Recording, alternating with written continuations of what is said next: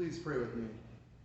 Gracious God, may the meditations of my mouth and the meditations of all our hearts be a pleasing offering to you, O God, our rock and our Redeemer. Amen. Well, today begins a sermon series on the book of Revelation. And the title of that book may seem like a misnomer, since if you've ever read it, you might have felt more confused than you started when you read it. As a child, I always found it so captivating, with all its strange animals and vivid and crazy imagery. And TV preachers have a field day with it. They're always finding something in the book that directly ties into something that is happening in the news. It's my hope to try to dispel some of those misconceptions and false impressions. Now, I don't think you'll ever feel comfortable with the book of Revelation, but I do hope that you can feel a little less uncomfortable with it. The book of Revelation reflects that time in which it was written. It has a particular concerns that are specific to that time and to that place. That's not to say that we can't find it useful, but we must keep in mind this book belongs to a different time. Be suspicious of people who claim that certain events today match events in Revelation. But most importantly, when reading any biblical story, ask yourself, who am I in this story? Now, Revelation is a book we mainliners do not talk about very much. It only shows up 12 times in the Revised Common Lectionary over the course of 3 whole years. And it's only 6 different passages that are used in those 3 years. And the early church wasn't quite sure what to do with it either. In the early church, in the first few centuries after Christ, different church leaders would mention in their writings a list of the books of the Bible. And historians like to study these lists because they don't always match. I mention this because Revelation was one of those books that sometimes wasn't on the list. It did eventually make the cut, but it was probably the last book to get into the Bible. Also, I myself, I don't really know what to think about Revelation. I don't think about it much either.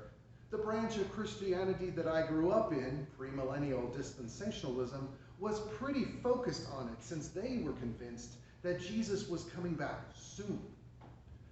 When I was a kid, I can't count how many books I read that claimed that Jesus was going to come back before the year 2000. Well, that was a while ago now, which is a little shocking to realize. All my life thinking, ooh, the year 2000 seems so far away, and now it's 25 years ago. I don't know what that says about me. Yikes. But they saw Revelation as a blueprint for Jesus' return. But once I studied the book critically, I realized that was not really a fair way to interpret it. It kind of requires us to ignore all of the historical events that Revelation mentions and try to make them refer to us instead. Plus, I'm not really sure how good the book preaches for us. I mean, the book of Revelation spends a good chunk of its time attacking the Roman Empire. It's written from the perspective of a marginalized group that sees itself as mistreated by that empire. But none of us here today are a marginalized group. In fact, we are the privileged group in today's version of the Roman Empire, the United States.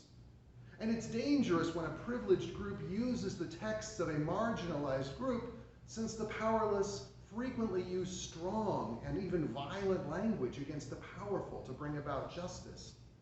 But when the powerful use those same words, they take on a new, much more dangerous meaning. And often we're not speaking about justice anymore instead, because as powerful people, we want to protect our power and our privilege. And we'll often blame some powerless group on the fringes of society to keep a hold of that power. So what message does the book of Revelation have for us as respectable and privileged citizens of the empire? Well, let me first say a few words about the book itself. As I mentioned, it was probably the last book to be accepted into the Christian New Testament. Scholars generally date the book somewhere after the destruction of Jerusalem's temple in 70 CE, but before 100 CE. The author calls himself John, but provides pretty much no identifying information. You'll hear the author referred to as John of Patmos, since he does indicate he wrote this book from the island of Patmos, which is off the coast of modern Turkey. And there's a church tradition that argues that John of Patmos is the same as the Apostle John, which tradition credits as the author of the Gospel of John and 1st, 2nd, and 3rd John, the three epistles. But the book of Revelation itself never makes that connection. And besides those other 4 books, they're anonymous. They never identify who wrote them. Nevertheless, scholars will often group these 5 books together and call them Johannine, which is just a fancy way of saying of John, since there are some themes that are common to all 5, even though the writing style is not the same at all. Although the first 3 chapters of Revelation are letters to 7 churches, the book is best understood as an apocalypse, which comes to us from the Greek. It means unveiling or revelation, which also happens to be the name we have assigned to this book. Apocalypses were common at that time in the ancient world among Jewish writers. The Bible contains one other apocalypse, the book of Daniel.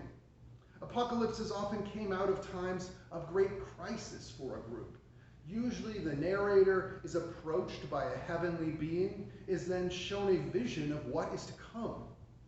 Apocalypses often use fantastic and bizarre imagery, strange beasts with multiple heads and lots of horns.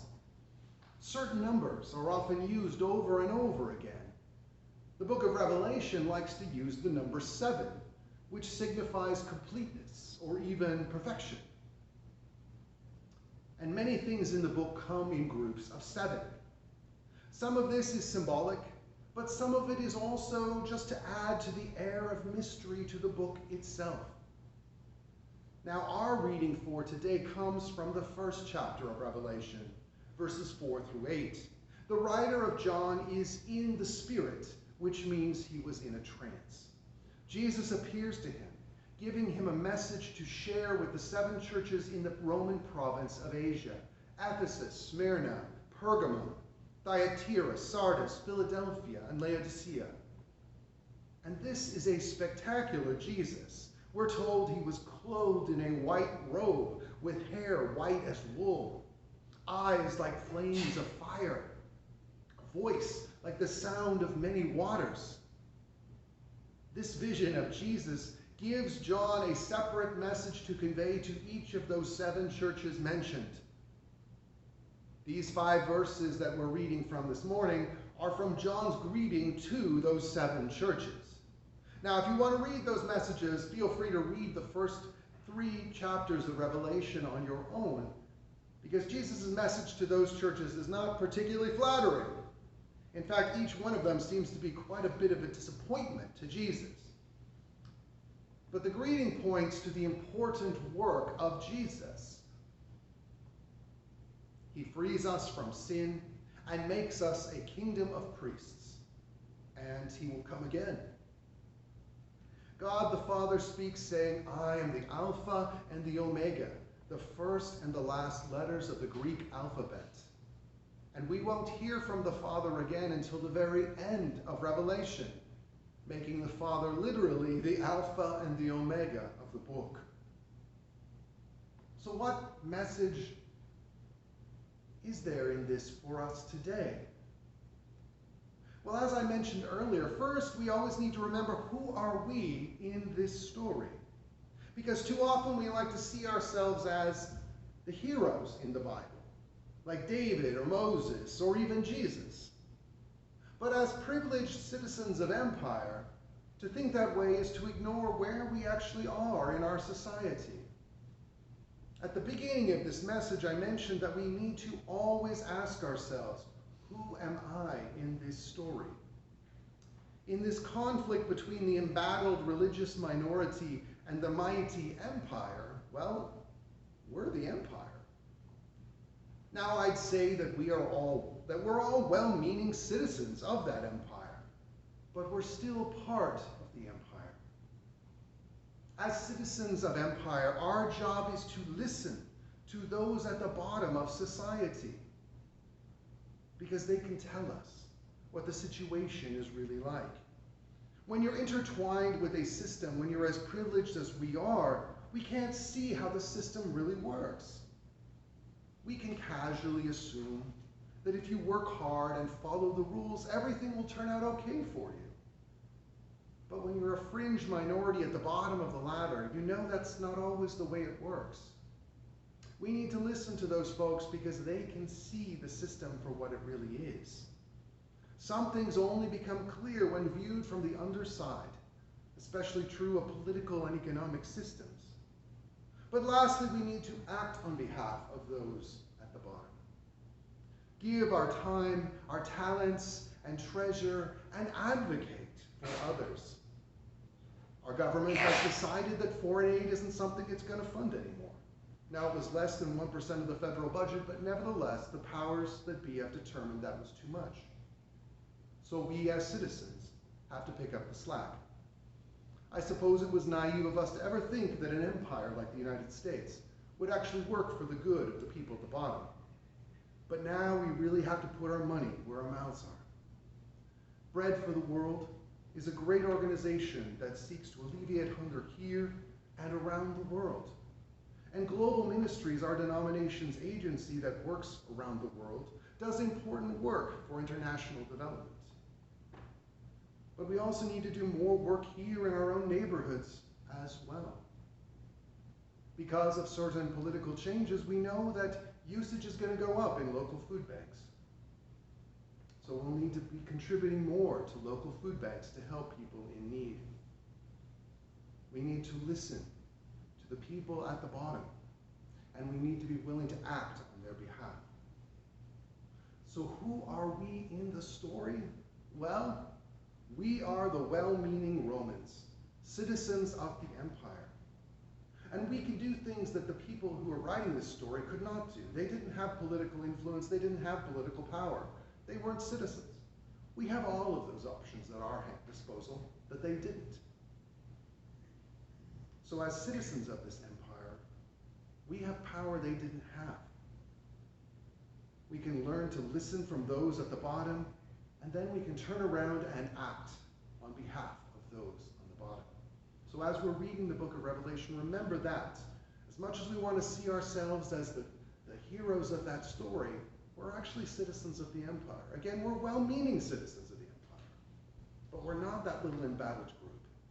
And it's important that we keep that in mind as we read through the book of Revelation.